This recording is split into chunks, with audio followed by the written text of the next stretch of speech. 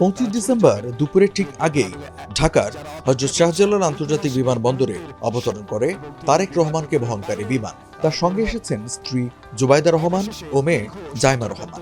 একই ফ্লাইটেই বিশেষ ব্যবস্থায় ঢাকায় পৌঁছেছে তারেক রহমানের পোষা বিড়াল জেবু।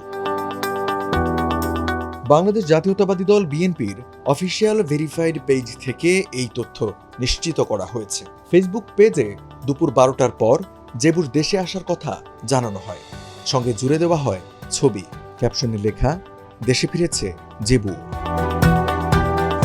তারেক রহমানের দেশে আসার ঘোষণার পরই বিএনপির ঘনিষ্ঠ সূত্রে জানা যায় সাইবেরিয়ান ব্রিডের 7 বছর বয়সী বিড়াল জেবুর জন্য পাসপোর্ট সহ প্রয়োজনীয় সব আনুষ্ঠানিক অনুমোদন হয়েছে।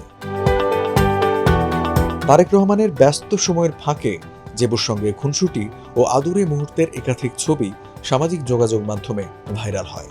এসব ছবি নেটিজেনদের মধ্যে ব্যাপক সাড়া ফেলে এবং প্রাণীর প্রতি তার ভালোবাসা প্রশংসিত হয়। বিবিসি বাংলাকে দেওয়া সাক্ষাৎকারে তারেক রহমান বলেছিলেন, এটি আমার মেয়ের বিড়াল, ও এখন অবশ্য সবারই হয়ে গিয়েছে, আমরা সবাই ওকে আদর করি। তিনি আরো বলেন, আল্লাহ মানুষকে সৃষ্টির সেরা জীব হিসেবে সৃষ্টি করেছেন, তাই তার প্রতিটি সৃষ্টির প্রতি সম্মান ও যত্ন নেওয়া মানুষের দায়িত্ব। প্রকৃতির ভারসাম্য নষ্ট হলে মানুষের জীবন বিপন্ন হতে পারে।